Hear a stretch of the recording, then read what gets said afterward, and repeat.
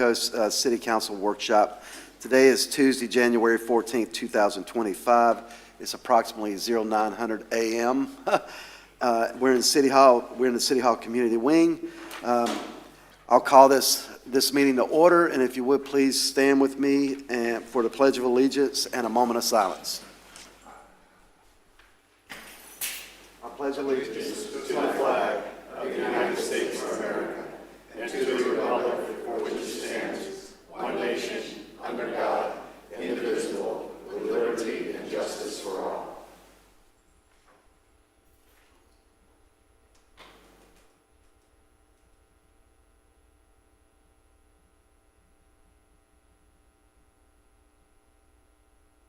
Thank you very much.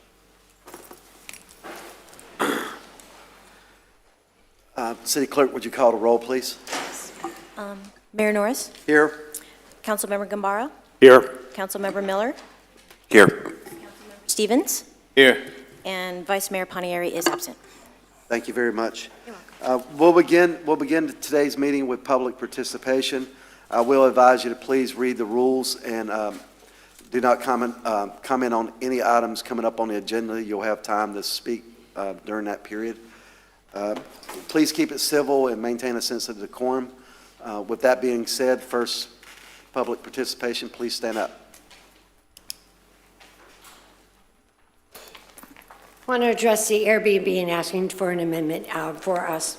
With all due respect, Mr. Mayor. Ma'am. Hi, we're Kathy Davison. I'm in Palm Coast, Florida. Thank you. All right. With all due respect, Mr. Mayor, you had a bad experience with Airbnb. That has nothing to do with us. The Airbnb guests that you had a bad experience. They didn't live there. We live in our home. We are responsible Airbnb owners. We are responsible we are responsible homeowners. So in case in point, your bad situation has nothing to do with us. Your across the board thing of capping everybody's people, how many people can have in their home is no different than if Johnny got a speeding ticket. So he's a bad situation, and so you're going to give us a speeding ticket to help curb him for doing bad things. Has nothing to do with us. I ask you to put in an addendum to give us, who live in our homes, who manage our home, that have no issues, that have been responsible, to be able to put an addendum in there for people like us. Because we have had no issues and we have done well. We have been proud Airbnb owners for almost 10 years. I love what I do, and aren't we supposed to be doing the American dream? Doing what you do, doing what you love. And Airbnb was started so people can rent rooms out of their homes, not to be punished for renting rooms out of their homes. I please that you take that into consideration. It has caused me major stress. I've done the math in our world. We'll be losing $500 a month, $6,000 a year. Maybe it's nothing to everybody else, but it is to us. And we've done well, and we shouldn't be punished because you have some bad actors. We've done well. And it should be an addendum for people that do well, and they should be applauded for when they do well, not punished. Thank you, ma'am.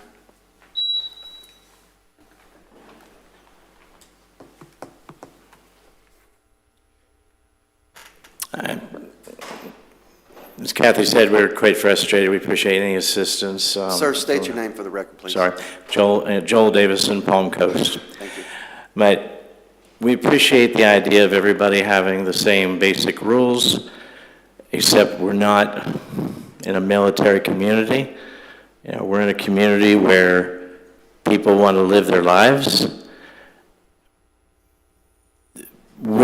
As Kathy said, we're being punished for what some other Airbnb homeowners have done that don't live in their homes.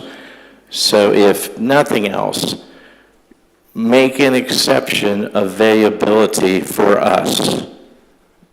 If the other homeowners that live in their homes realize this is going to affect them, then let them come and talk to whoever's going to be in charge of the Airbnb rules and say, hey, can we also apply for that exception? On that exception application, it can say, if we begin to get complaints about numbers of people at your property, this exemption will be taken away. No different than a handicapped exemption will be taken away if you're no longer handicapped. But for us to be punished for what somebody else has done is just wrong.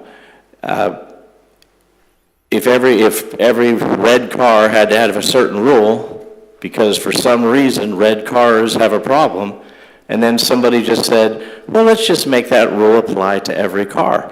It just isn't the right way to go. And there needs to be an exception.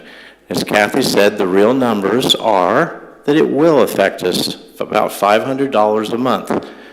Now, our Airbnb income, no problem of anybody here or ours, 3 years ago was $70,000. The year before that was $60,000. Last year was $50,000. So we don't know what's going on in the country. Obviously, the administration and all that, people aren't traveling as much, whatever. This year will probably be about the same 50,000 that we're currently in, I guess. We'll find out. But even at that level, 10% of that is what we'll at least lose. That's $500 a month or $400 a month if it's 50,000. But we can't take another hit. And, we're not going to deliver pizzas. We have a beautiful home. We don't hurt anybody. Nobody's ever been hurt by our Airbnb home. So give us an exemption for us. If you don't want to give it to everybody, or if you feel like you have to do something for everybody, make that 3 years old become 12 years old. That at least takes care of a Little League team, takes care of a soccer team. Yeah, at least that you could apply to everybody, but thank you. Thank you, sir.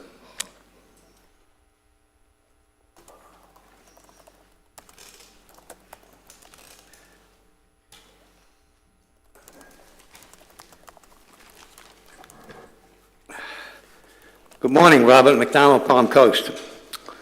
Back in December the 19th, there was an article in the Observer about short-term rentals get the first okay. Well, now here it is, January the 14th. Less than a month later, we're already talking about that the rentals are going to be approved as of March. Well, I raised a question a couple of months ago, and I still haven't gotten the answer, so we'll try it again with the new administration.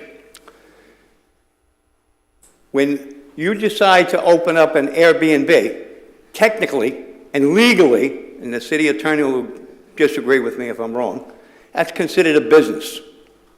It's a business, just like somebody opens a hair salon or a barber shop. It's a business, okay? Now you're going to cap it off at 10 people. Well, first of all, who's going to do all the inspections? Because you have to have, every department in the city has to sign off on before the business can legitimately open. Well, now it's been said that they're going to hire a new code enforcement people, or at least spread the wealth out a little bit. Well, I live in the R section, and I got 65 miles of roads, and my code enforcement officer, he breaks his butt every day, and he can't even do 65 miles in a week, okay? Now we go back to what happens to the people who are going to have it as a second income. Well, now we go fast forward it to last week, and it says short-term rental occupancy would be capped at 10. Well, unfortunately, the vice mayor's not here because it's not right to rip into something that she said, but she publicly said that during high-end rental weeks like Bike Week and all these other events, we may have to circumvent that number. No. Now we go back to another issue. At what age does a person become a person? Is it 1 year old, 3 years old, 5 years old? Now, also it says that, we'll use the mayor for example. Let's say the mayor wants to rent out his house. and then I call up and I say, I want to rent out your house. But I got a mobile home, I got a trailer, I got a boat. Well, we can't have a boat and a trailer on a property in a driveway. So there's a lot of questions that have to be answered. So instead of slam bam, thank you ma'am, getting this done, why don't we all sit down with some residents and other people and we'll talk about this. How's that sound? Thank you, sir.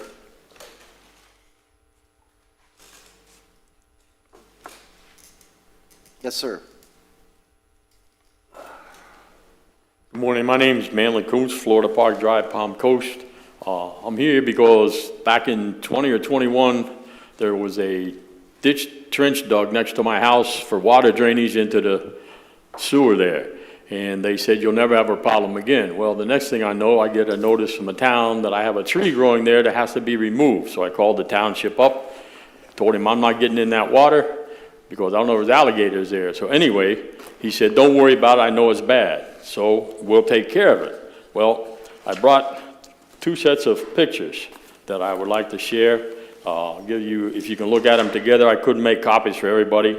But one is from May of 22, when I first came here after my 3rd trip to try to get it fixed. And then I have pictures from yesterday of what it looks like. And believe it or not, it looked better in 22 than it does today. Now, I put in a case with Palm Coast Connect about it. I didn't hear too much, so I called them up, and the lady said, oh yeah, you should have gotten an email because it's scheduled January to February of 25. They're going to regrade your swell, take care of your problem. So I'm hoping that happens. I don't want to come back in March and be complaining again. So if I can leave these with you, maybe you can look at them together. Here's my case. Here's the one from 22. You can see what's really going on. It looks like a hayfield out there. And the thing is, when it gets a little warm or hot outside, you walk out the door, it's like an outhouse.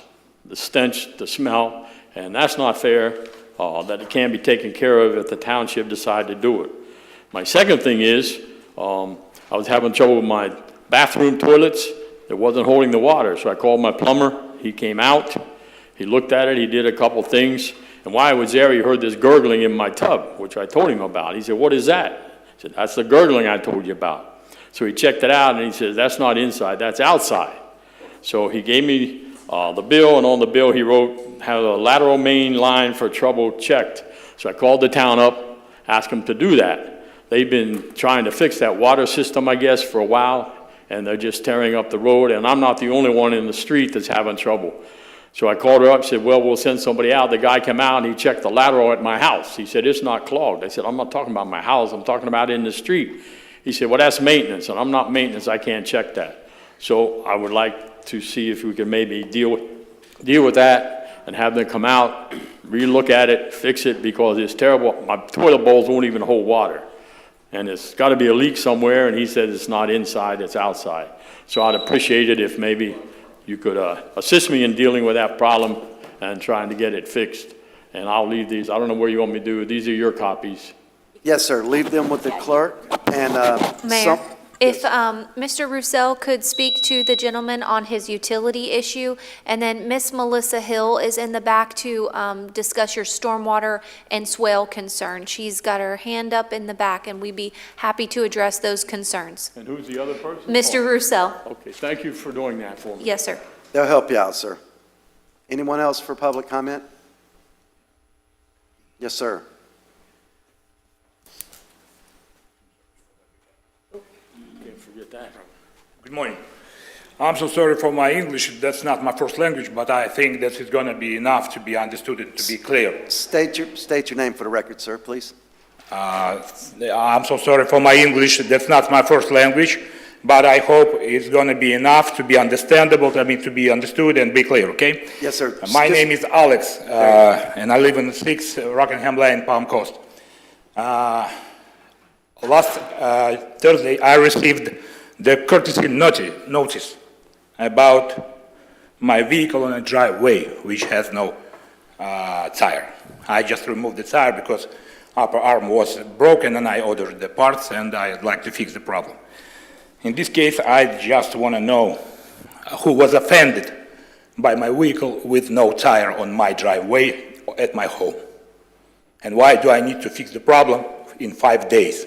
I had to break my schedule, broke my trip. I'm a truck driver. Return to the Palm Coast to fix this problem. May I ask you just one simple question with a reasonable explanation? Why do I need to fix it in 5 days, and who was offended with my tire, with no tire? Thank you. Yes, sir. It's all public record, but Miss Barbara Grossman back there, please speak with her, and she'll help you out with the situation. Thank you so much. Yes, sir. Can I do 10 more seconds? No, sir. Next person for public comment, please.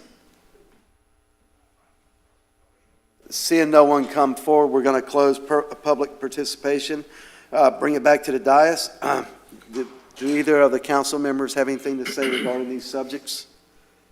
Mr. Mayor, with regards to the short-term rentals and also to the acting city manager, what's the timeline for us to review the implementation plan for the short-term rentals? Because I'm getting emails from constituents saying, okay, now this is passed, what's the timeline? And, you know, we're really going to be focused, and this is our friends in the C-section, we'll be focused on the enforcement. Correct. Enforcement, yes, sir. Thank you, sir. Mr. DiLorenzo is approaching to answer that question. Thank you. Good morning. The ordinance has March the 3rd, the first Monday in March, I believe is March the 3rd is the implementation date. So between now and then, we'll prepare the checklist, build our process, train our staff, and then start taking applications. And if it's council's pleasure, we can get you a briefing on what that implementation plan is before it rolls out on March 3rd. We can provide that to you internally. Yeah, I think we would all like to see that. And I had a conversation with Ms. Edmondson, the new tax collector, last night. They're capturing all that data as far as Airbnbs. So we need to make sure that we are coordinating with their office through our tax receipt office and making sure that we're collecting those fees and annual fees and inspection fees. Any other questions on that? Yes, sir. They provide us a monthly report that we review. Yes, sir. Yep. We need to, I'd like to know the total number, you know, on a continuous basis. Please update us on that. And Mayor, just for the record and for Mr. McDonald for historical purposes, this was heard as first read back in September 3rd, and then again on September 24th. And then after that, it was given a workshop on December 10th, and then the second read was on December 17th. Yes. So we've gone through, we've dotted our I's, crossed our T's, we've implemented the ordinance, and we're going to enforce it, Mr. McDonald. Any follow-ups? Okay, with that being said, we'll move to item E, presentations. Council? Presentation, ordinance 2025-XX, amend and restate fair housing ordinance. Mayor, as staff is approaching the podium, just want to give you a brief background. This is a part of a process that we're undergoing. Our consultant who monitors the CDBG program has recommended that we make some policy changes. So in your previous meetings and then again today, you'll notice one of those policy changes. And Ms. Gonzalez will be presenting. Thank you, ma'am. Good morning, City Council. My name is Jacqueline Gonzalez. I'm with the Community Development Department. I have my consultant with me, Antonio Jenkins, if you have any questions afterwards. But we're here to talk about the Fair Housing Code. To give you a little background about Fair Housing Act, in 1968, known as Title VIII of the Civil Rights Act of 1968, a federal law that prohibits discrimination in housing based on certain protected classes, such as race, color, religion, national origin, sex, disability, and familial status. In keeping with the United States of America's spirit of the Constitution for the state of Florida, the City of Palm Coast adopted the Fair Housing Code to promote fair housing, orderly and lawful procedures and opportunities for people desiring to obtain housing in this jurisdiction without discrimination. This enabled the city in 2005 to apply for the available federal grant funding the Community Development Block Grant Program through the 2005-30 City of Palm Coast Fair Housing Code. The Fair Housing Act of 1968 and the Community Development Block Grant Program are connected in several ways. First of all, we have to affirmatively further fair housing in the city of Palm Coast. The CDBG guarantee, which would be us, must affirmatively further fair housing, which means that we must make action to overcome barriers to fair housing and promote inclusive communities. Second, we must do non-discrimination. As a guarantee, we must ensure that housing assistance by CDBG funds is available without discrimination. We must be in compliance as a guarantee to ensure that the contractors and the subcontractors also comply with the fair housing requirements. Then as a part of the CDBG program, we have to do data collection. That means collect the demographics and the community conditions to understand disparities and how they impact our residents.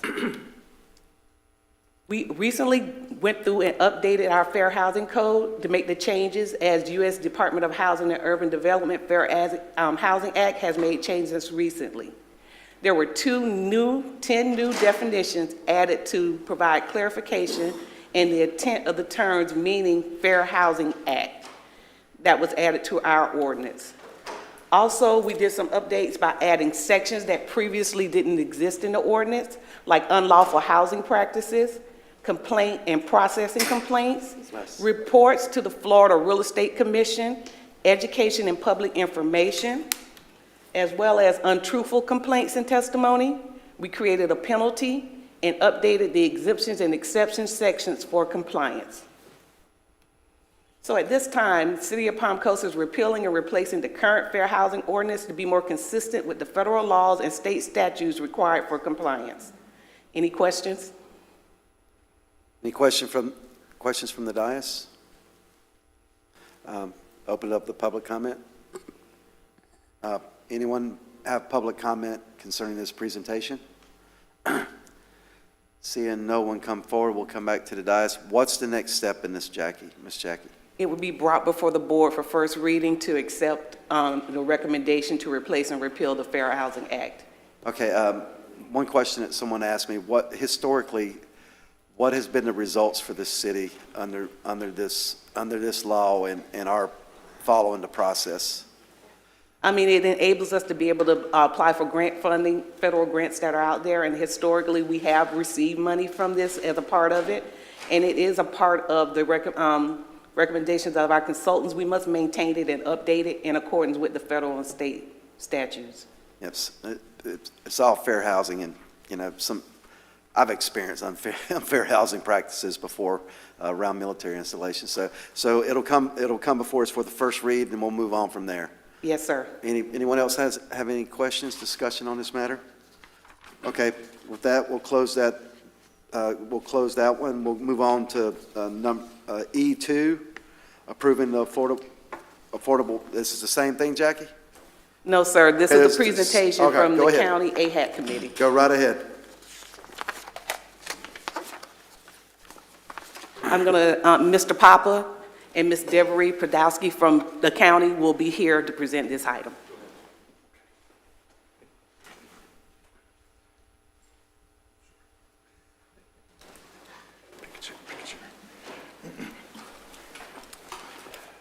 Good morning, Council, Mayor. My name is Joe Hegedus. I am the Director for Flagler County Health and Human Services. I am here today with Devery Paradowski, who is our Housing Services Program Manager. And then we are also joined by Ms. Clymer, who is the Vice Chair for the Flagler County Affordable Housing Advisory Committee. We are here before you today to discuss the 2024 annual report and recommendations of the Housing Committee, also known as AHAC. We have a series of slides that we'll go over for you to provide some background, and then we'll delve into the recommendations that the committee put forth for your consideration.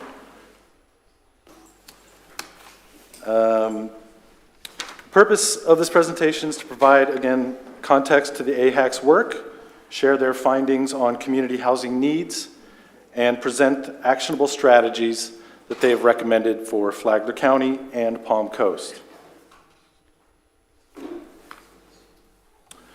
The Affordable Housing Committee, or AHAC, is a joint committee created by both Flagler County and Palm Coast. Their goal is to review local policies and regulations and recommend strategies to encourage affordable housing. This is a statutory requirement tied to the SHIP funding under Florida law. SHIP funding is a state housing initiative program. Partnership, dang, almost got it. The AHAC's review highlighted several housing challenges in our community. Many renters and homeowners are cost burdened, with a significant number spending more than 35% of their income on housing, 35% being the national standard for affordability thresholds. The county's housing stock is aging, and there is a lack of new affordable rental and multifamily developments in our community. I'm sorry to interrupt. Has that gone up? Because I was always under the impression it was 30%. So it's 35%? It is, yes. You'll get a number in that range, 30 to 35, yeah. I mean, there's differing perspectives, but in general, yes, that's kind of the average, 30 to 35, yes.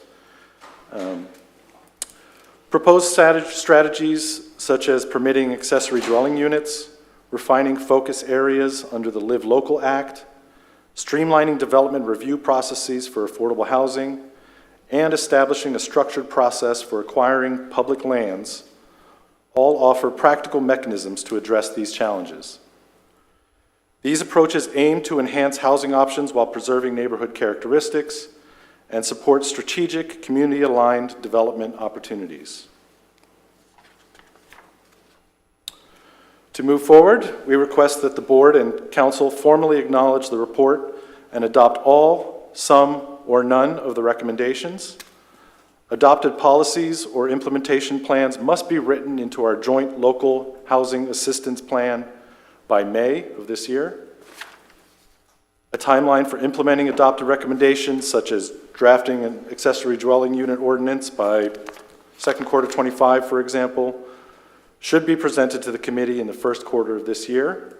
So we hope to have timelines and goals to the committee in the coming meetings. The AHAC will monitor implementation progress and provide feedback to ensure that strategies are effective before final drafts come back to the board or the council for adoption. These recommendations have been presented to both the board and now the City Council. And with that, we will introduce the recommendations that the committee presented or as forwarded for your for consideration.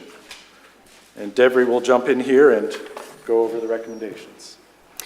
Good morning. My name is Deborah Paradowski, Housing Services Program Manager. I will present the recommendations that the committee made. And as mentioned by Mr. Hagedis, the Vice Chair, Ms. Clymer, is also here if you have any additional questions.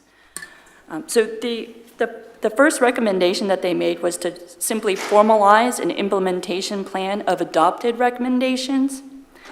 So they said, for any recommendation adopted by the governing body, AHAC advises that the county administrator and the city manager of Palm Coast formally review the approved recommendations to identify and assign relevant staff to carry out implementation. Formalizing this process is critical, as the relevant staff may span multiple departments and divisions beyond Growth Management Department, Community Development Department, and Housing Services Division. These designated staff members shall provide AHAC with an implementation plan and schedule by March, allowing for the final input from the committee prior to the formal adoption of the proposal. All 6 voted in favor of the committee and none opposed. The second recommendation was to develop an ordinance for accessory dwelling units.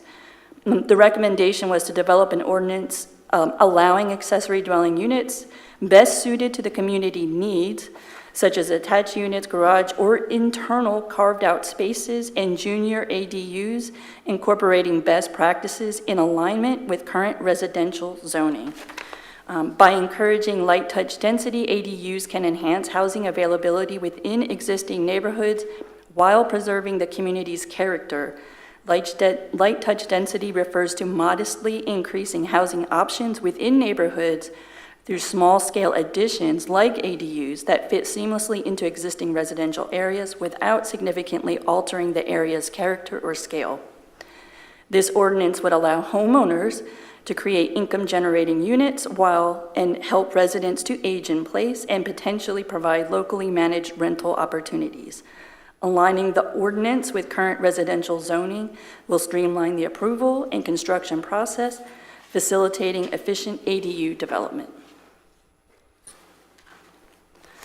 The third recommendation was to require a housing cost impact statement on agenda materials.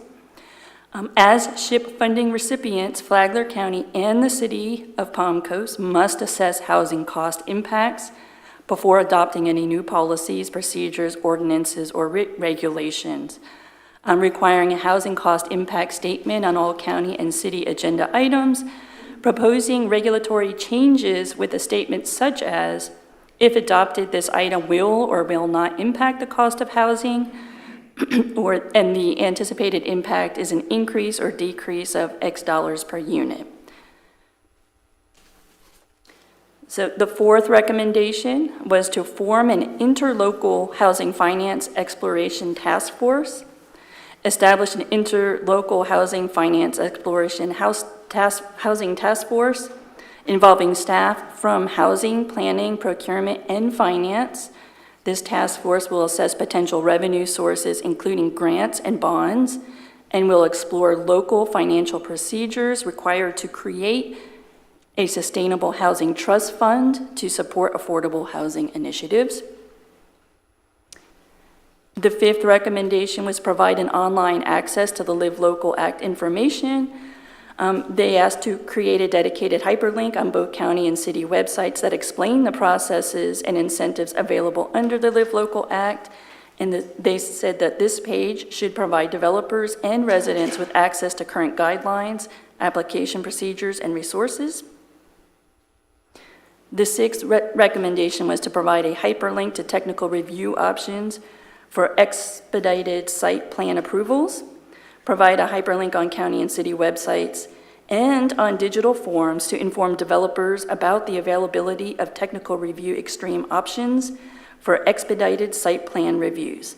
The TRX process already in place gives developers access to pre-submission feedback from city and county staff, helping ensure timely project completion. Next, they wanted the county to adopt a Live Local Act. This one was specifically for the county, and then they asked the county to develop an ordinance consistent with the municipal ordinances should they develop a Live Local Act ordinance as well.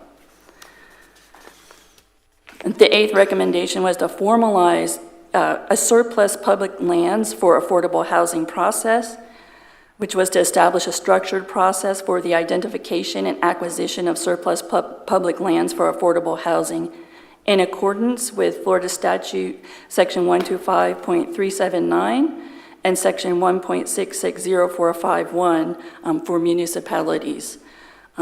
Just a note on that under the Live Local Act, there is a requirement that local governments identify lands, public lands suitable for affordable housing. The state does not prescribe what they do with them or what the process is for that. The ninth recommendation was to prioritize affordable housing incentives for low to middle income households within the housing element of the comp plans. They wanted for the comprehensive plan review to prioritize affordable housing for lower to middle income households, and to prioritize mixed-use developments and skill-building opportunities within the housing element of the comp plan. During the comprehensive plan process, prioritize mixed-use affordable housing developments that include space for small businesses, educational facilities, or vocational training centers. And lastly, they are submitting a challenge to the building departments, but they asked them to identify sustainable design principles for affordable housing. Identify current sustainable design principles for affordable housing was their official recommendation for that. And I will entertain any questions. Thank you. Anyone have any questions? I certainly do. I want you to go back to that first slide where you outlined the number of recommendations in this accessory dwelling units. I don't think I much agree with this, because it seems like, we're going through our comprehensive plan, and we're talking about additional dwellings on single-family housing. What was the discussion along these lines talking about this? Because it leads me to believe that someone could put, say for instance, I lived in Okinawa, Japan, and I lived in a high-rise, 8-story high-rise, but I overlooked a parking lot, and next to that parking lot was Airbnb. They took sealed containers and they turned them into living spaces for people that were on the move, traveling the world and stuff like that. I don't want anything like this in our backyards at all. And I can't say that I much agree with that at all. Can you elaborate on that a little bit? Yeah, so, It's talking about garage conversions. We're not gonna, no. in Palm Coast, we're not gonna have any garages converted into living spaces. No. No, this request is for it to be consistent with local codes, and accessory dwelling units are recommended at the state level. They're highly encouraged under Florida statute to do them, but they can look like internal conversions. So you can build, if you say you have a split plan in your home, you can make part of that be like a studio apartment with a full kitchen and an exterior door. See, then we're running into the same situation we just had talking about STRs, short-term rentals. That's my perspective. Does anyone have anything to add to that? Do you see what I'm seeing? Yes. Yeah. I do. If I may, Mayor, I think the recommendation of the committee is to consider accessory dwelling units overall, right? And to have the city determine what parameters, restrictions, if they were going to look at adopting an accessory dwelling unit ordinance, to develop those restrictions and parameters. The city may have looked at this in the past or not. I'm not 100% sure. It looks like Mr. Papa might jump in and chime in. Mr. Papa? Good morning, Mayor, members of City Council. Jose Papa for the Community Development Department. And I think I just would like to give you where staff's perspective on accessory dwelling units and some of the other recommendations that have been provided to you today. As you mentioned, Mayor, we are in the process of still going through updating our comprehensive plan. And within the comprehensive plan, there are policies that discuss about what we can do to add to the housing stock of the city.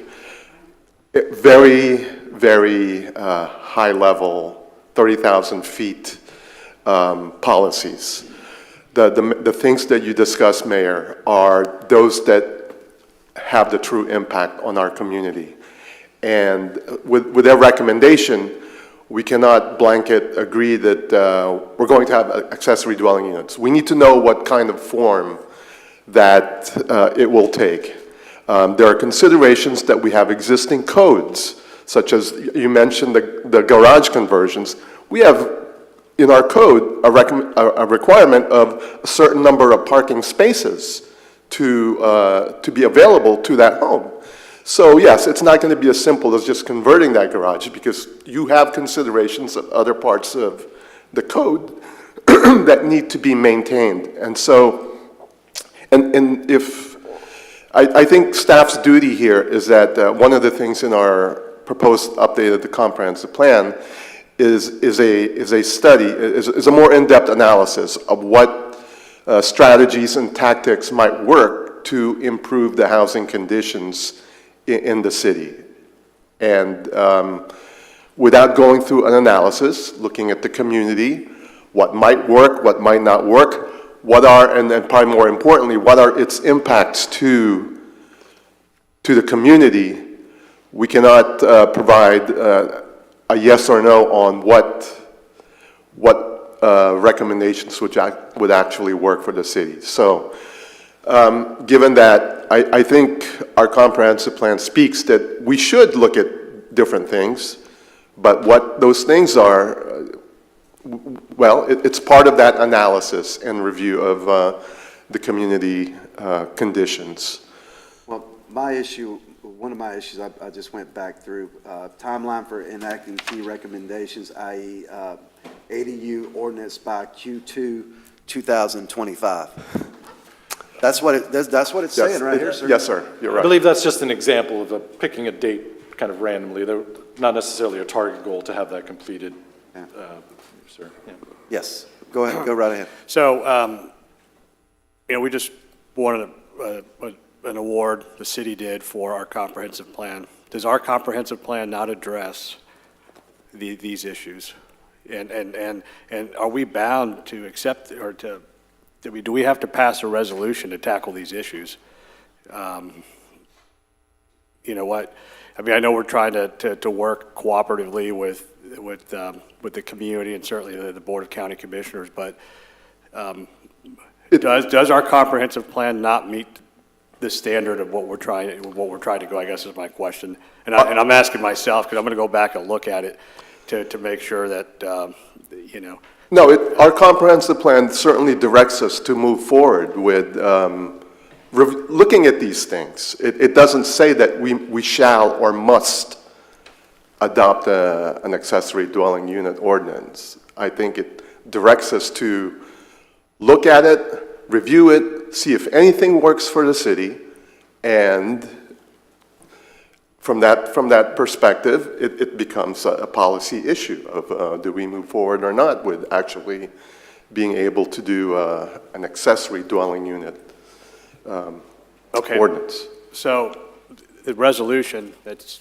we're looking at as part of this presentation doesn't bind us to anything, right? No.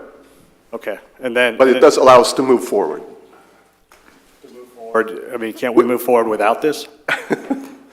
I suppose we can, but I guess I'll go back and put it this way too, that the SHIP program is a joint city and county program. Okay. And whatever the county, the actions are approved by both county and city council. So. Mr. Tyner, did you? Yeah, I just wanted to add with Jose when he was talking about our comprehensive plan, and I just want to highlight again that, there's a lot of different strategies that we can do as a city for affordability, right?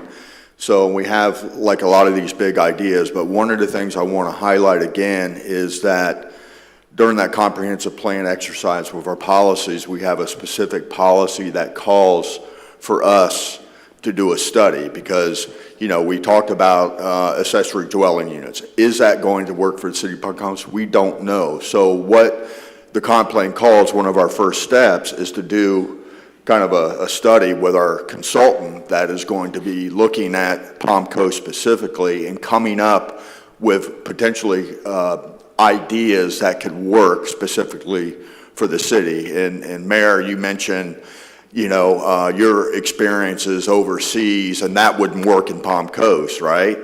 There's things that may work and there's things that won't work. So there will be an ongoing dialogue and a study to determine what would work for the city. And that's kind of what we're looking forward to once the comp plan is adopted, doing that study. But I wanted to highlight that was one of the policies. Could you please tell me, not you, Ray, could you please tell me how they came up with that? Who came up with this? So Who specifically came up with these recommendations? So the committee The votes. committee, the AHAC committee Yes, for the the county Affordable and Housing city? Committee reviews different policies throughout the year. We receive examples from other communities that have implemented policies and the like. And then they vote as a group on which recommendations to put forth to the county and the city. I will add, you'd asked, do we have to adopt all? There's an opportunity for adopting all the recommendations, some or none, at your choice and discretion of the council. Who has been, other than Jackie, who's been representing the city at these meetings since, I know I went to one, you remember when I came to one, Jackie, you remember that, before I was elected. So who's been representing the city other than you since October? If I may, Councilmember Hyder had been representing the city for a time. I know city staff sit in on the meetings when they're available and try and provide input from the city perspective as well. When was the last meeting of the AHAC? November is when they met and actually voted on these recommendations. Okay. And Ms. Hyder resigned in August. Indeed, yes. So we haven't had any other city representation on that committee other than Jackie? Yes, that would be correct, sir. Okay. All right. Any more discussion on the dais? I have a question.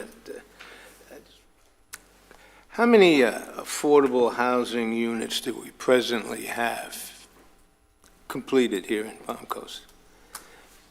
That is a good question, sir. I'm not sure I'm familiar with the number. Well, and a lot of people get confused. That's why I ask about the 30%. And we just went through this the other day, right, City Manager, with some students over at FPC High School. And we were talking about, you know, what is affordable housing? When people think affordable housing, they think ghettos and slums. Well, no, it's not. Housing is housing. It's what is your price point, what you can afford. And my understanding was 30%, but you guys are saying 35%. That's 35% of your income, net income, if I'm not mistaken, that goes towards your housing. That's to include the house, the insurance, your property tax, all of those. So a third of your income is all that's what's defined as affordable housing, just so the public knows, if you don't know. If I'm mistaken, please correct me. Indeed, and that also typically entails a deed restriction on the property, right? So that rents or purchase prices are kept at a certain level to remain affordable to those income. When you're talking about actual affordable housing Right. within the community, I'm talking about affordable housing for an In individual general, person. right, yes. Okay. Absolutely.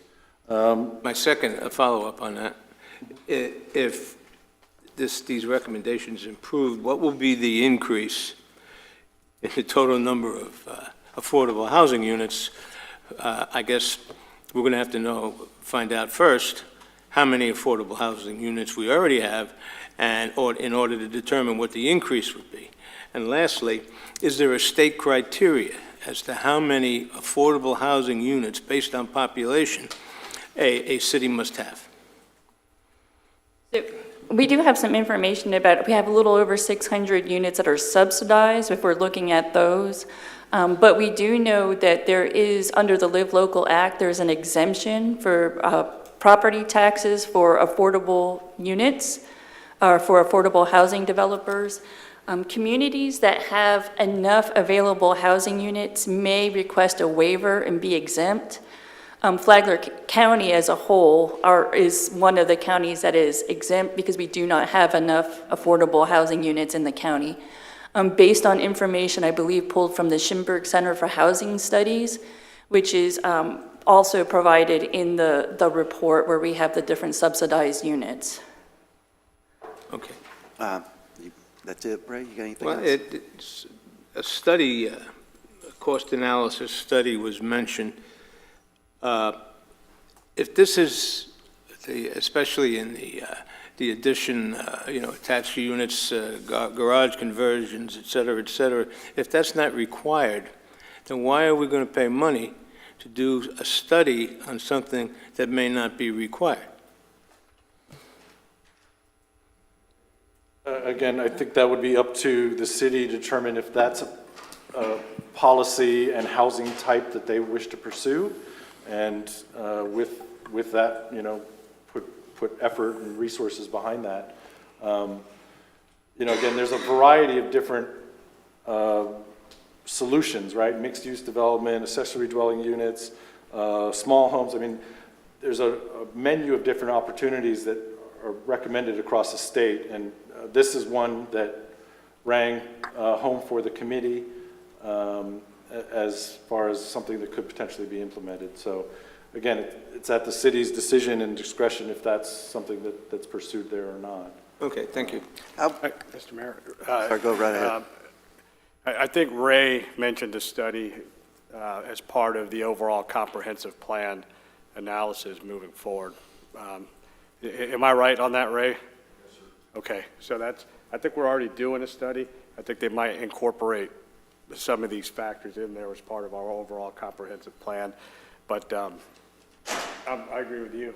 You just need to be doing studies just to do a study. But if we're already doing one that we're already taking a look at, the strategic picture as part of the comprehensive plan, do we look at some of these options and whether or not they fit within our city? Perhaps I misunderstood. My understanding is they were going to commission a study. But if there's one already in progress, then it is. I don't believe it's been started yet. We need the formal adoption of the comprehensive plan. It's outlined in a policy within the comprehensive plan of doing that study. So the steps would be approve the comprehensive plan, then we would need to go out on the street to solicit RFPs for a proposal for that study, and then that study and financial would come back to council for approval. Ray, am I correct? Yeah, it's a policy right now, because it's a complicated issue and what works for the city. Yeah. And I haven't asked this question before. Ray, stay up there for a second if you don't mind. And Mr. Papa, have we, because I've been approached a few times about tiny home communities. And, even, just different types of housing. And have we, like our minimum square foot now is what? What's our minimum square foot right now in a single family? 1,200. 1,200 square foot. But because of economic conditions, there has been people that, not just individual people. I had one lady come and have a meeting with me about it, and she's finding difficulty affording to live in her house. She's making it, but she's barely making it. And then I had another organization approach me about a veterans village that would be tiny homes. Have we given any consideration to that about lowering the square footage in some areas to add to our diversity of housing? Mayor, we do have policy set that could support that, and then once the comprehensive plan is adopted, then our next step would be the land development code, and that's going to be, the next process. And within the land development code, that's where we have the square footage, the lot sizes, those type of things, and that's where we would be able to make some changes with that document. Well, when the one lady that had the meeting with me, I told her specifically, that's a long way off.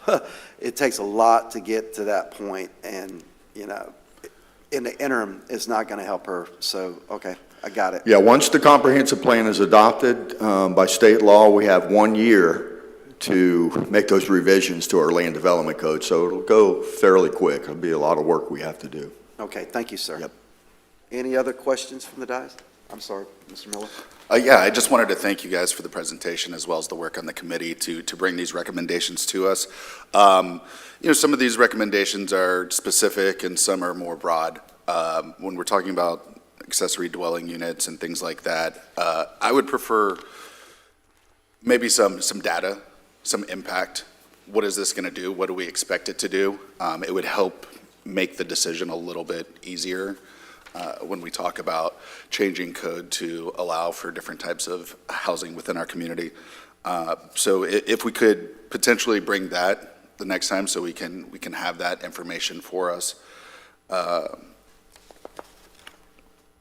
think, as the mayor said, affordable housing gets a bad rap. So I know growing up here and having friends that grew up in the community, it's difficult to find a place to afford to live here when you're in your 20s, you're just starting out your career, things like that. So I definitely empathize with the situation and want to work with you guys to fix that problem. All right, thank you.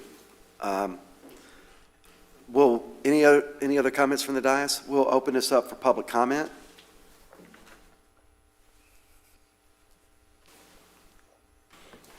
Valerie Clymer, Vice Chair of the Affordable Housing Advisory Committee.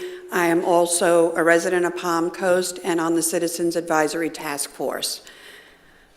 This is something I am very passionate about, and I thank you guys for listening to us. These recommendations, you take some, you take all, you take none. You make that decision. I have been here since '98. I do mortgages for a living. The average teacher, firefighter, police officer, and that make less than $50,000 a year. You can't afford a $300,000 home on $50,000 a year. I have worked with people that work at the county and work at the city. Combined, they can't afford a home, and they have no debt. Most people I see today are spending more than 50% of their income on housing.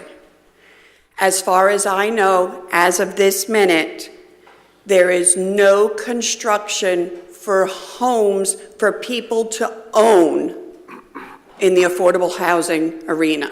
We keep putting up rentals, which takes away from generational wealth. We need to be a part of the solution, and the solution is not easy. It takes many different players, from specialty banks to grants to loans to bringing all the right people together. But we need to start with putting some things in place. We need to make it easier. I've talked to several builders. Did you know that they don't even know what the Live Local Act can do to help them to build homes for us?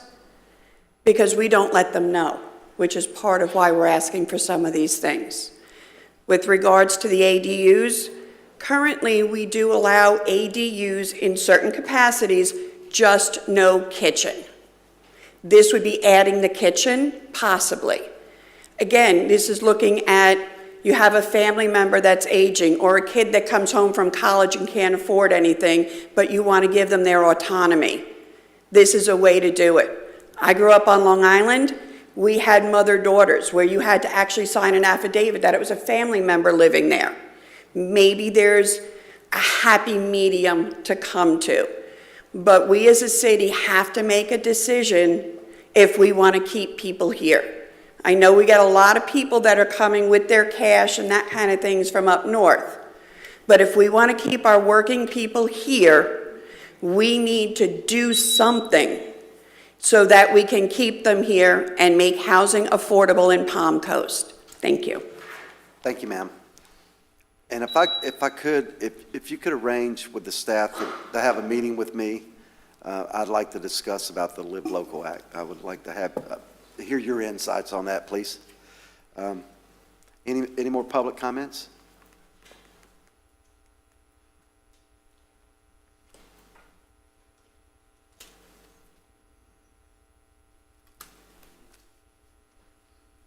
Hello, my name's Angela Smith. I live in Flagler Beach. The reason I came up was to thank Ty Miller for stating at the end of that discussion the perspective that I don't think many of us understand, because we all grew up in the reality of being able to own our own homes, and now we don't understand the complexities of today's realities from the perspective of a 20-year-old. To make affordable housing a reality to our American dream, the main ingredient to affordable housing is building a healthy middle class to serve the needed workforce through skill building to create a path of financial stability. Thank you. Thank you, ma'am. Any more public comments on this matter? Yes, ma'am.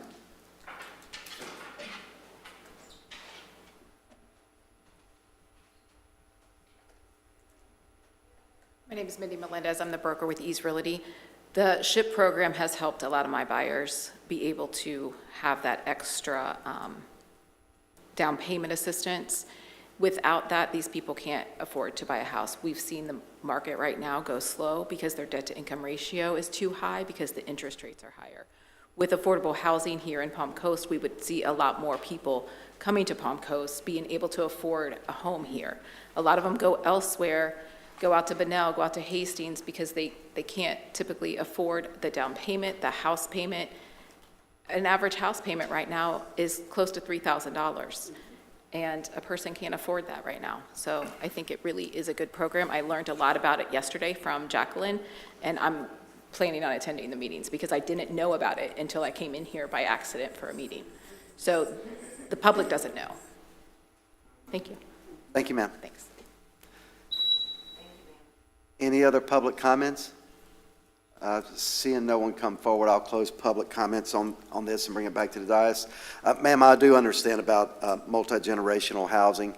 That's a thing that's going on now because the economy is so bad that we've been multi-generational family in our house before, so I understand that plight of people. Anything else? Yeah, I just had one quick question, Mr. Mayor. So when we're talking about the ADUs, the only change that you're suggesting is to allow for that oven stovetop within there? So the recommendation was just to develop an ADU ordinance, so if the council would like to provide insight or some sort of discretion on that, that's... It's basically an in-law suite. Yeah, Yes. I'd like to know kind of where we're at currently with our current code and then what those asks are to change and what that impact will be. That's all part of the new comprehensive plan, which we were going to be going over that soon, right, City Manager? Yes, we can highlight that in our upcoming January 28th workshop on the ADUs. And then also, a lot of this work happens after the comprehensive plan has been adopted. We do a rewrite of your land development code. In a quick search of your LDC, there is some terminology with ADUs, but we don't have a specific ordinance which is referenced in their recommendation. So we will call it out in your January 28th presentation and then some more steps to follow once we begin the LDC rewrite. Thank you, ma'am. So council, we'll call to vote. Mr. Mayor, so workshop, not voting. This Not is voting, more okay. just workshopping the issue, giving direction to the city manager and staff. So we got that direction, right? We're good? Yes, sir. All right, thank you. All right, with that being said, thank you so much for coming in. Thank you. And please reach out to me. I would like to sit down and talk about Will do. Live Local. And I am the representative for the city for the AHAC. So We will be in touch. I will be at the next meeting if Kendra keeps me on track. See you in 2 weeks. Yes, ma'am. Okay, now we'll move into E3, presentation on exterior building house colors.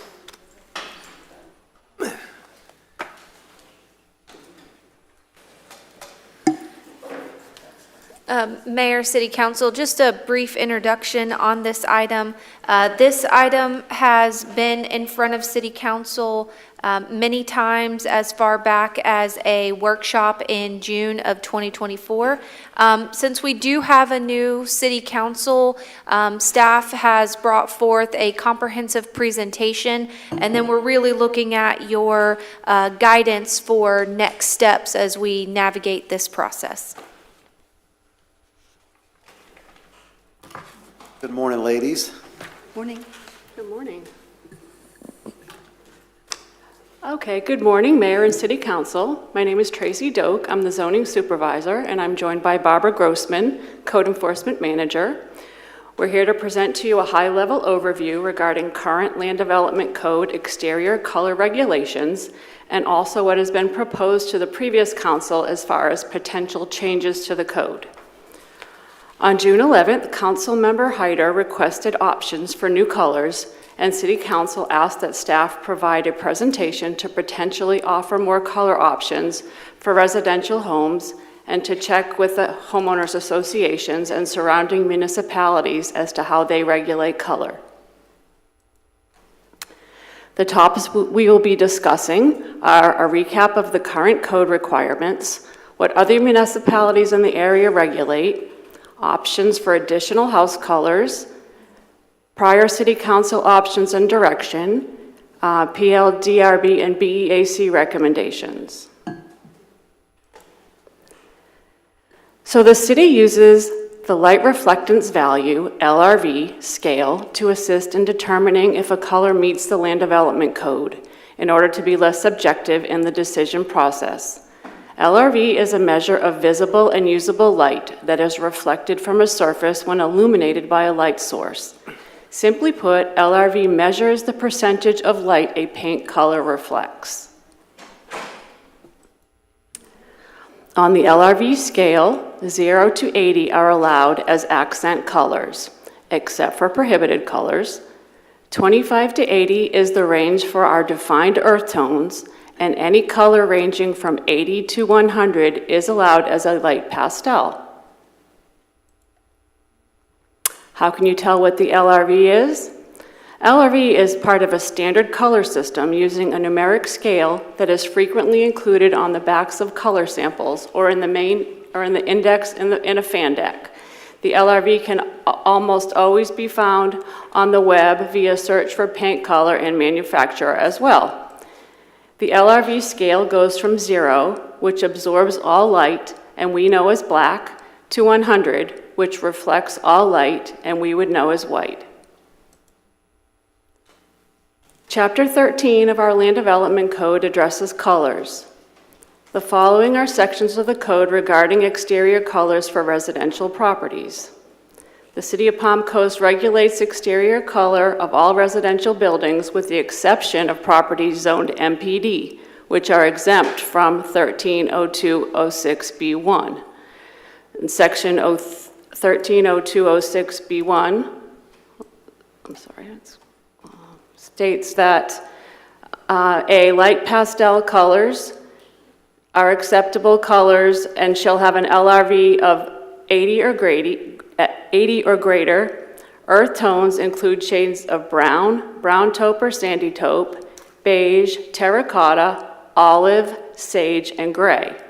Acceptable earth tone shades shall have an LRV of 25 or greater. Again, this definition of earth tones is what is in our current code, not what may be found online when researching earth tones. Accent colors are all colors except for prohibited colors and shall only be applied to architectural elements except garage doors, which shall be pastel or earth tone colors and may have an LRV less than 25 and may include black. Chapter 14 of the Land Development Code defines the prohibited colors.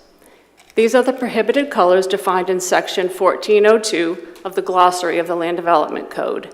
A, fuchsia, a dark purplish red color, a red with a tint of purple or hot bright pink. B, magenta, a dark purplish red color. C, purple, color combinations using reds and blues to include colors known as violet. And D, orange, color combinations using yellows and reds, lacking visible brownish shades. How do other municipalities in the area regulate color? City of Flagler Beach has no restrictions except in the overlay district. There, the colors are meant to be an integral element of the design and should create visual order. Bunnell has no restrictions. Port Orange, colors shall be earth tones and pastels. The selection of earth tones shall be in accordance with the definition provided in the code.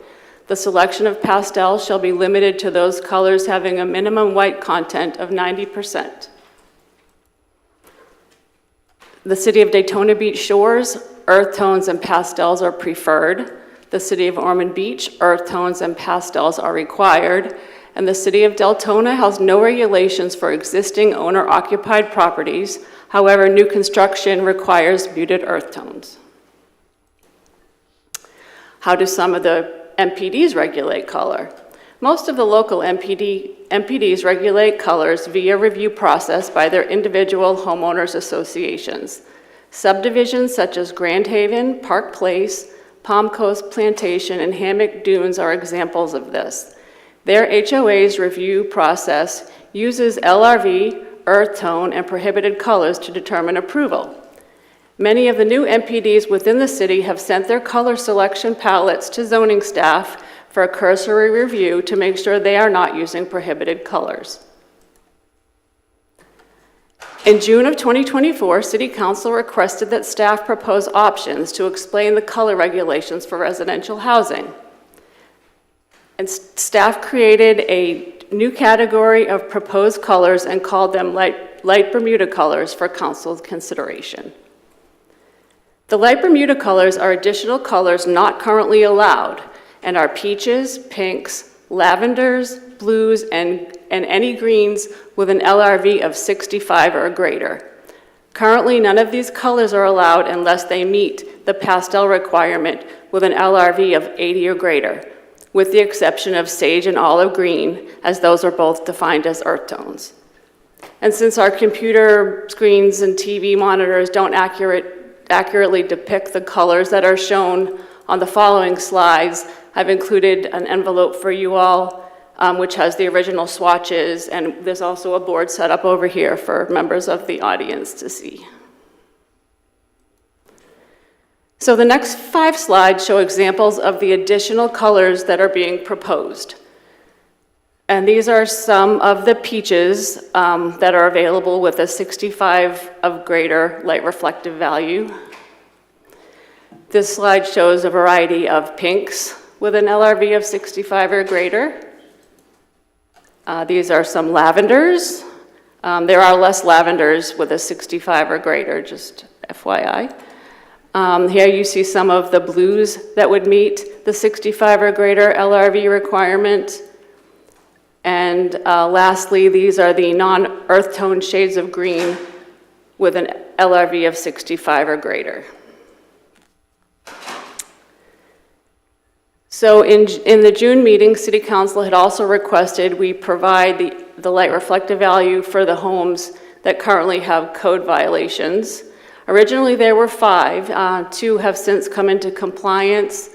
And so these next 3 slides are the homes that are currently code enforcement violations for color.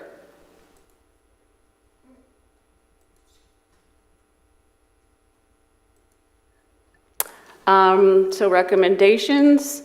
After being shown the same presentation, the Planning and Land Development Regulation Board supported staff's recommendation to expand the color palette to add the light Bermuda colors.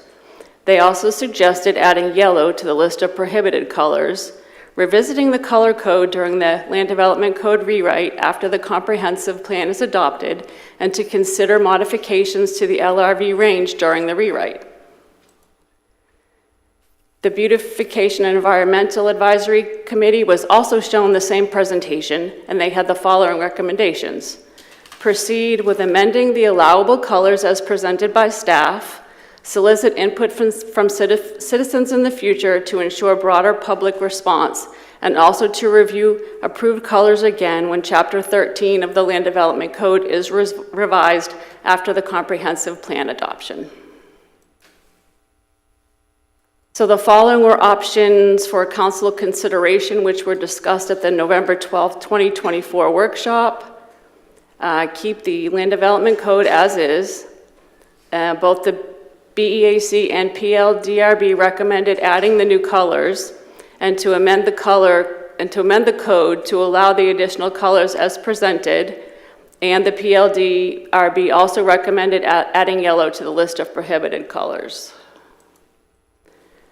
Council directive from the November 12th workshop was to amend the code to allow the additional colors presented as the light Bermuda colors and to add yellow to the list of prohibited colors. Staff is requesting that this council provide direction to either uphold the directive from the November 12th, 24 City Council workshop to amend the code and to add the light Bermuda colors and to add yellow to the prohibited colors, make no changes to the current Land Development Code, or to consider other options as you would direct us. That's it. Okay, any questions from the dais? Yeah, I do, Mr. Mayor. Why yellow? I had the same question. Why yellow? Why yellow? Why was and yellow yellow. added to the list of prohibited? For whatever reason, they just thought yellows were too bright, and if they were, right now they're allowed as a pastel. So anything with an 80 or over as a yellow would still be allowed. They just have been doing research potentially and saw that the yellows that were lighter colors were too bright and would be too loud. What's the color of this building outside? This color is considered terracotta. All colors tan. Does that meet the requirements? Yeah. Yes, I don't know. this building is terracotta. Okay, so I'm just asking. There's you know, two, actually. There's a dark color and a There light is, color. but Yeah. yeah, I just looked at it on my city phone here. But I'm just asking, what was used to determine the addition of yellow and the other colors? What's the requirement, basically? And so, was it a feeling from, the the board to present that? Or Correct. was it based on? It was not something that we had presented to them, it was something that they had suggested to us at the planning, and I think it was PLDRB. Okay, all right. Just asking what was the foundational reason for that color? Okay, thank you. Yellow has nothing to do with LRV, right? That house looked like it was the lighter color, the more it reflects, right? Yellow, it's just, yes, so I know colors are a bit complicated. So pretty much any color that has a light reflective value of 80 or greater is considered a light pastel, and you could paint your house any color because they're mostly white. You know, with the 80, it has a lot of white in it. So anything under that, all we currently allow are the earth tones that are the defined colors, like the tan, the terracotta, the taupe, beige, gray, sage, olive green. Those would be between a 25 and an 80. So what we're doing is, we had been directed to add additional colors, and that's what you're seeing in your packet, was adding these other colors in, which aren't currently allowed unless they're a pastel, because anything, again, can be, as long as it's got an 80, a pastel, any color can be painted. So that we were adding additional colors in, the blues, the greens, lavenders, peaches, with the 65 or greater, which it didn't make it too, I don't know, too bright, but added additional colors that are allowed right now. All right, thank you. And it doesn't affect trim colors, accent colors? Correct. We kept accent colors And as they I are. think you even said you could paint your garage black. That is correct. Okay. You got something? Yeah, just for the sake of discussion, just wanted to say, you know, in terms of restricting colors on houses, I'd fall more in the non-restricted category here. I think it's people's personal property and their decisions to make, and what I think is great, other people don't, and vice versa. Also, what is popular today is not popular 30 years from now, so having to constantly revise color schemes based on popularity seems to me onerous. But yeah, so and people cite whether it brings down property values and things like that to have different colors, and I've never seen any data to support that. So if that is the case, I'd like to see that data. Otherwise, it seems to me that it's kind of a personal preference kind of decision here. Don't want to be too offensive and affect other people's And resale value. I understand, you know, certain colors that obviously are very hard to digest. Let's put it that way. Well, I have a different perspective too, because I own a paint business. I'm not painting much anymore, but I have seen houses that are painted really dark, like a dark brown, and they fade to purple because the Florida sun beats paint up. So, so your recommendations are, well, I'm sorry, any other comments from the dais? Yeah, but Here you go. Go ahead, Mr. Stevens. these 5 packets that we have here, I'm a little confused. Are they the prohibited colors? These are the okay colors? These are the ones that we're proposing to add. So, and these are only from one paint manufacturer, so any paint manufacturer, as long as the color has a light reflective value of a 65 or higher, any paint manufacturer could make the peaches, the greens, the blue, the blues, the colors that we're proposing. So it's just, I got samples from one paint manufacturer just because it was easiest for us to grab a bunch. Okay. And the Bahama, the addition of the Bahama, light Bermuda colors, is there a packet that shows those colors? That's what those are, sir. Those blues. Those are the ones that we're proposing to add. Those are the light Bermuda colors. Oh, okay. Thank you. You're welcome. Yeah, the joke in our family is there's 2 colors in Palm Coast. Palm Coast tan and Palm Coast gray. And I was wrong, though, city manager, that the color of the year last year for external paint colors was a gray. Aloof gray, I think. So no further questions from the dais? I'm sorry. No, I just think, you know, orange and blue are great colors for houses, but what do I know? Goodness gracious. I have an orange house around the corner from me. Any other discussion from the dais? Public comment, please?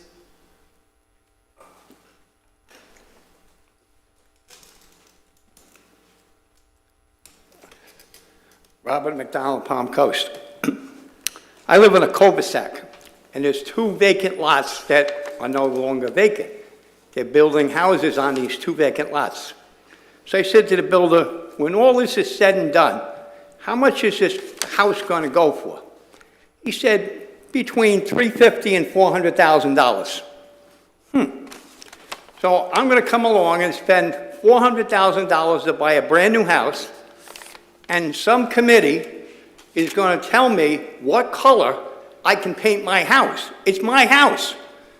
Does that mean next that the city is going to come up with an ordinance that says, well, what kind of a car can you have in your driveway? Or what color car can you have in your driveway? No, this is my house. And as long as I'm abiding by all the rules of code enforcement and everything else, what difference does it make what color the house is?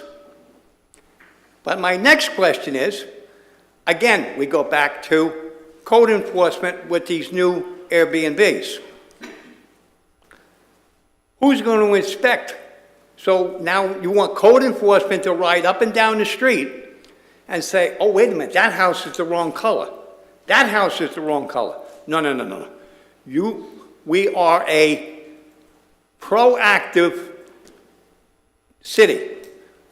Code enforcement could go up and down and see 15 violations, but unless they get notified that there's a violation, they're not going to really stop. I love them dearly, but they're not going to stop. So now we go back to the color. Again, Mr. Mayor, you buy a house. Who's going to enforce what color your house has to be? Well, the house is gray. Well, maybe gray is not an acceptable color. Well, that's tough. I want a gray house. You can go up and down any street in the city of Palm Coast, and you'll never see two houses the same color. Why? Because there's a flag flying right behind you that says, I can paint my house any color I want because this is the United States of America. How dare you come up and tell me that I can't paint my house that I own and I pay your taxes and I pay your salary? How dare you tell me that I can't paint it the color that I want it painted? Granted, I wouldn't want to see a purple house next to me either. But you know what? That may be the color that his wife likes. So guess what? How dare you come up and tell the residents of this city, after spending $400,000, that you can't paint the house your color? Shame on you. Thank you, sir. Yes, ma'am.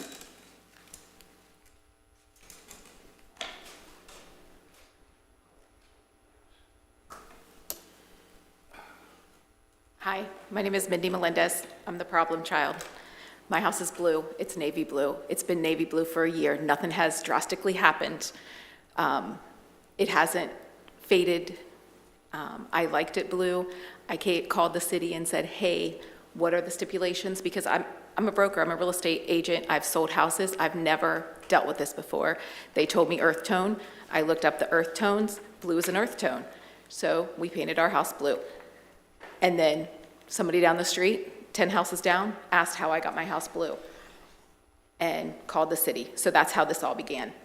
I am asking you guys to, if nothing else, look at my house color and put it within the ordinance that it's an okay color. I went through, they looked and went one direction on the chart on the LRVs, but they didn't pull up the other direction. I went and got the paint colors, had my assistant help me, and pulled up the other direction. If they would have gone the other direction, my house would have been included, but they only went one direction. I've ran around because I drive around the city. This house was approved by a formal person. They have the approval, and it's been like that for a long time. This is another house in the city. This is another house. It doesn't bother me that you paint your house whatever color you want. This is our money that we put into our house. We bought a foreclosed house. We added on, and that's our life savings for our children. I painted it blue and white, and here we are today. So that's my take. I just want you to look at my color and approve it, so I can stop coming to these meetings for the paint colors. Thank you. I appreciate your time. Thank you, ma'am. Any more public comments? Seeing no one come forward, I'll bring it back to the dais. So what do you think?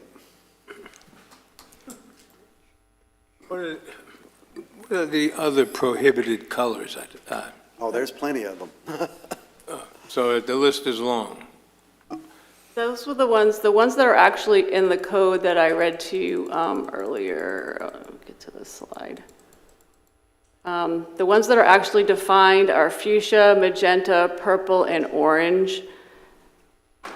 And the consideration is to add yellow to that list. As one of forbidden. That's one of the board's. Under recommendations. 65, Under 80. under 80. Okay. Ms. Grossman, how many calls do we get on average a year about complaints about house colors? Just ballpark it if you could.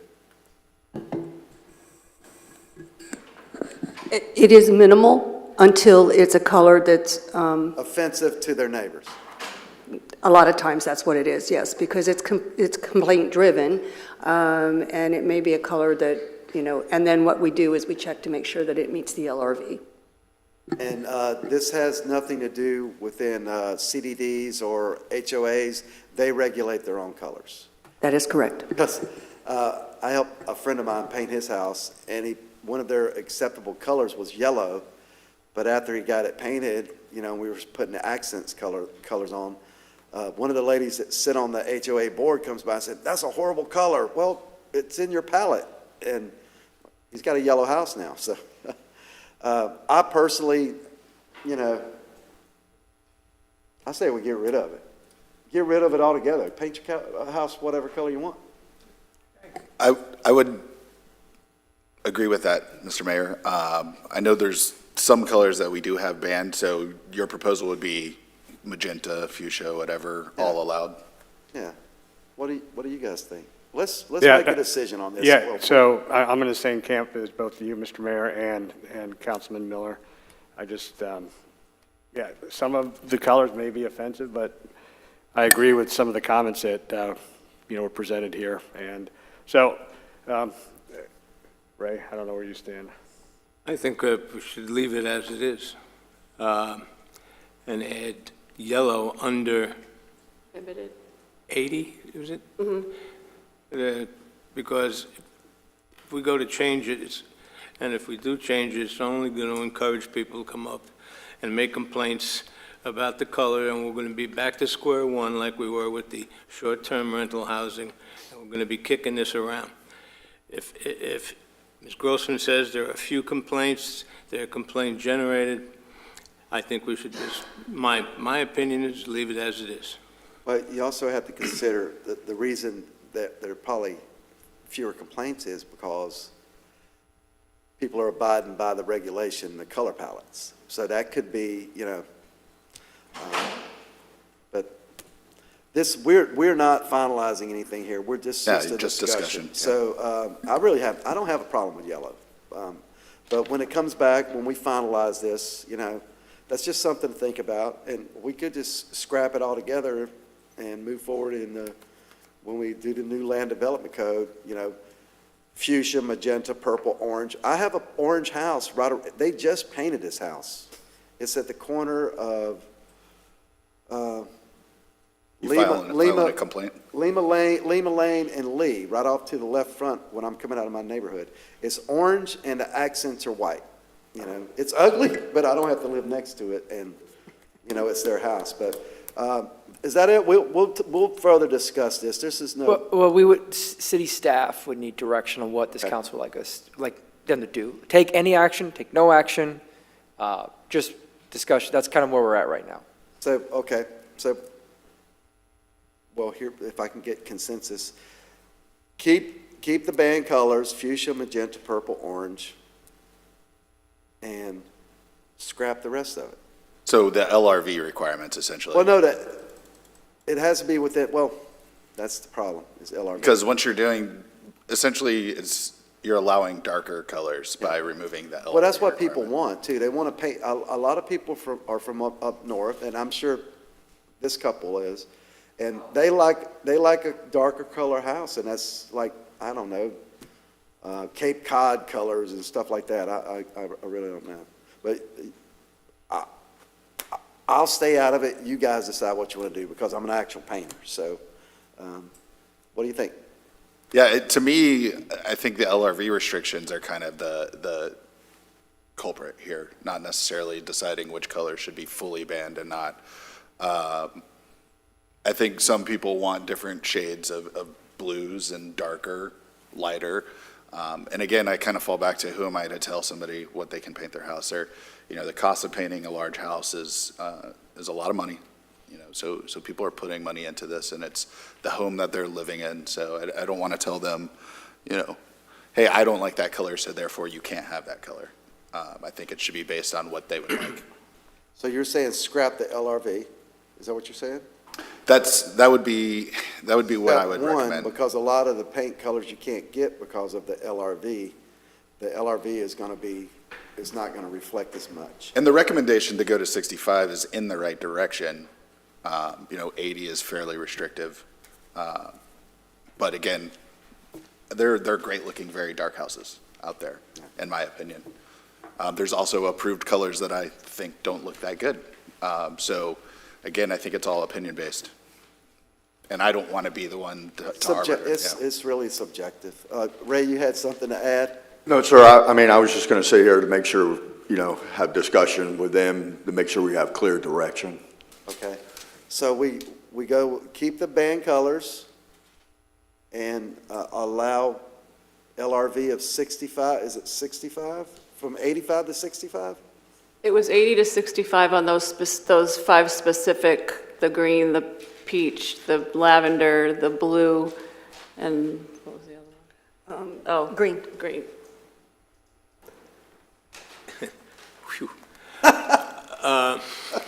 So right now, all those colors, right, so in those families, right there, none of those are allowed unless they're over an 80. Okay. So we're recommending letting the city have more color, but with the, caveat of it being, the light reflective value being a 65 or greater. Okay, so this option number one, uphold City Council's directive from the November 12th, 2024 workshop, to add additional light Bermuda colors, that's what's in the envelope that you gave me. Yes, I personally don't see anything that's offensive there. So if maybe I misspoke myself, I think I would, if I had to commit right now, I would like to go along with the option number one, uphold City Council's directive from the November 12th, 24 meeting. So I think that makes sense to me.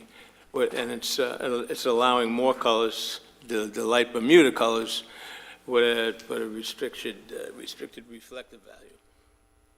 That's my position. Okay, so we're going with uphold the city council's directive from November 12, 2024, amending colors, light Bermudas colors as represented, and adding yellow as a prohibited color as recommended by the PLDRB. Is that it? Yeah, yes, that's it. All right. Everybody good with that? Wait, can I say something real quick? Comments closed. I would like to know the reason behind yellow. I asked that earlier. I think part of the reason behind the yellow is when you put that on a masonry building and it becomes canary. So they stop the limit at that 65. That's where we've come in with the yellows, so that when they prohibit the yellow, as long as they're meeting that LRV that's already established, which was done, then it would be okay. Okay, but once you open up that color, a lot of people felt that it became the canary yellow, not the lighter yellow with the 65 LRV.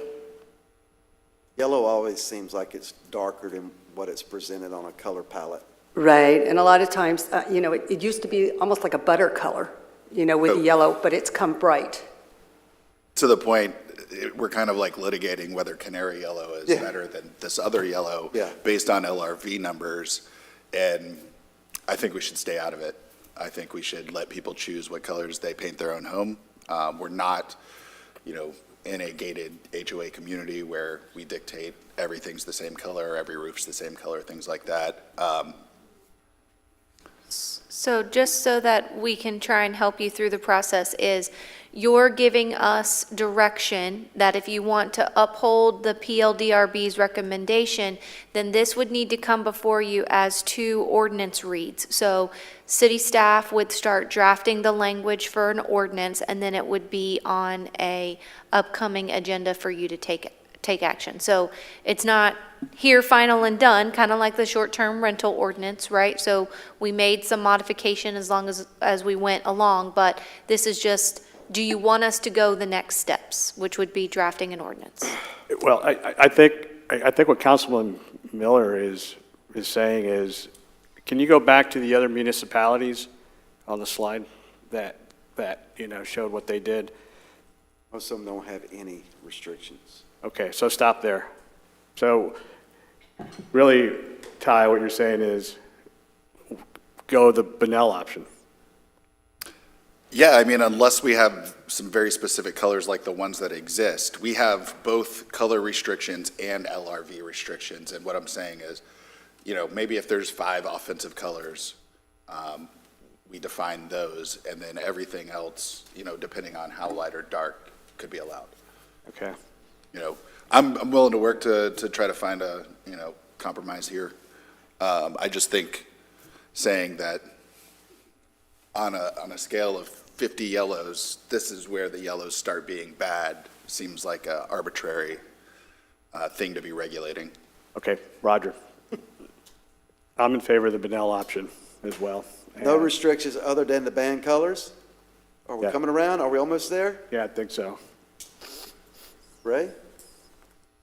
The band colors are 4, the fuchsia, those colors, that's Purple, orange. Correct. that basically And yellow, that Yellow was the recommendation to add from the committee. what we have now. Status quo. But if we're banning these colors, we already are banning them. The only thing here was to include light Bermuda colors. Well, so there's 2 different things. There's the lightness and the color. So we're not going to add the light Bermuda colors. We're just going to stick with basically what we have. No, we would No, we're remove gonna the allow- restrictions, we're so gonna those allow- colors would be allowed. Yes, we're going to remove the restrictions other than those band colors. Okay. And there's no concern for the LRV, right? Because there's no specific band. Okay. And so yellow, So, I'm sorry, would you guys indulge me for a minute? Could we ask the lady to come back up one more time? As long as there's a consensus from, You guys agree with Fine that? with Come back. What was the LRV on, ma'am, on your color, what was the LRV on that blue? It was like a 12. So it's like almost non-existent. It wasn't reflecting any color. And they had, I think, 5 on the slide Okay. as well. Mine was on the slide, but Yeah. that color does not, that's not my house. I know your house. So that's my house. It's a navy blue. Yeah. Blue is just my color. Yes, ma'am, I get it, and it's your house. So, can we come to consensus on that? No restrictions, except for the band colors, no LRV, and you get to paint your house what color you want. Consensus? I'm good with it. So we will, We're wasting an inordinate amount of time on paint colors.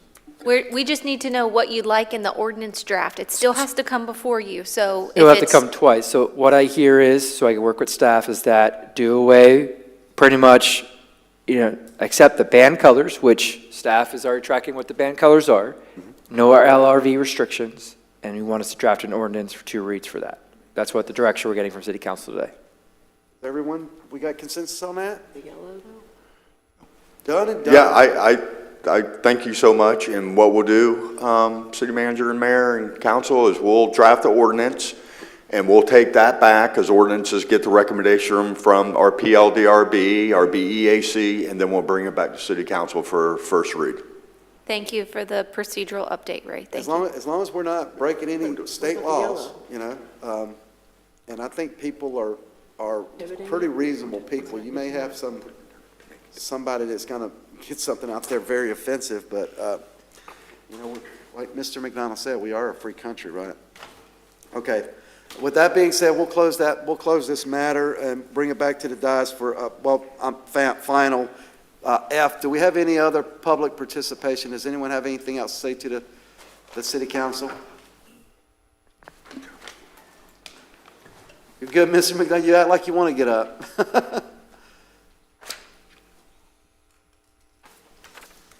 I don't want to delay this meeting any longer. Let me try to understand this right. A committee is going to decide what color, this lady just walked out the door, she's a real estate agent. So now, when people want to buy a house, now another question is going to be, well, what color can I paint the house?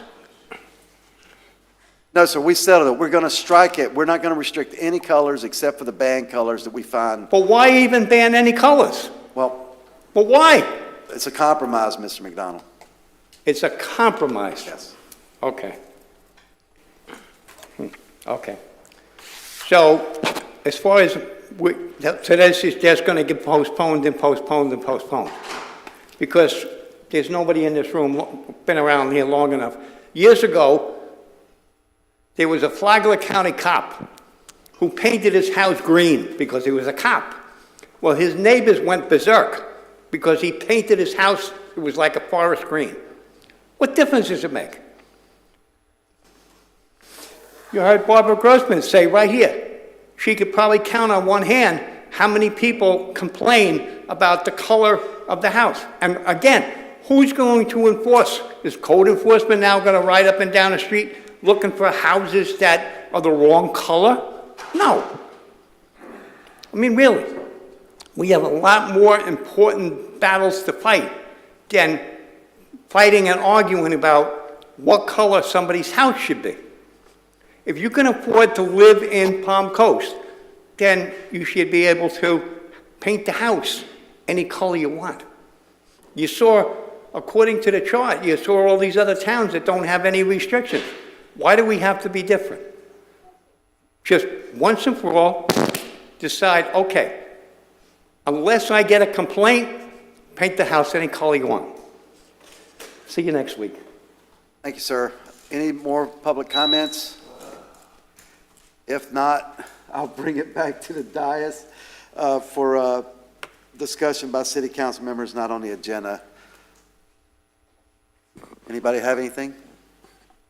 Discussion, I just got comments. Go right ahead. Okay. Mr. Mayor, I had the opportunity to attend the Northeast Florida Regional Council meeting last Thursday, and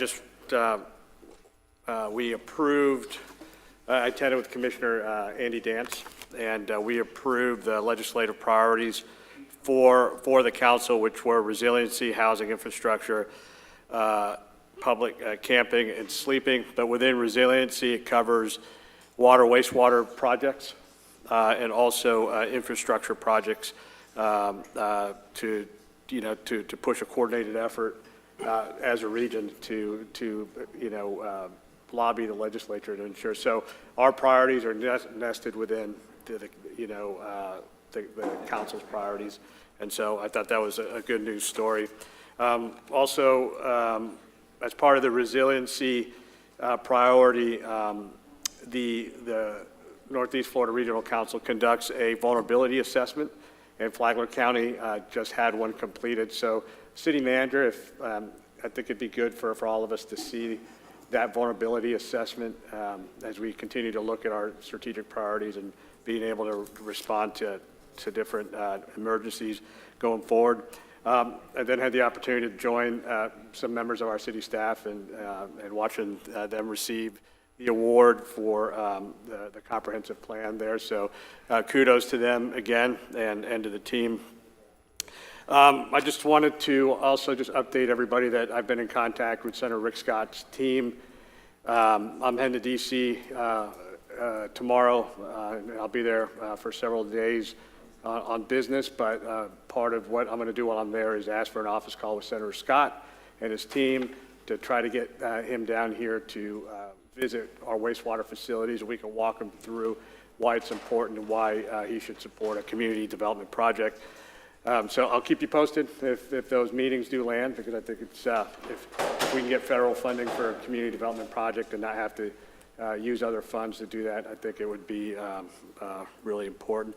And also, so the Senate will be in session, from the 3rd, when they were all sworn in, through March. So, we probably won't see Senator Scott, if there's an opportunity to get him down here, until after, until they have their first recess. So in the interim, Barry Cotton, their district director, will likely come in and visit with us as a kind of a pre-trip and help formulate, what the legislation on that potential community development project for wastewater treatment number 1 would look like. So more to follow, and I'll keep you guys posted as that develops.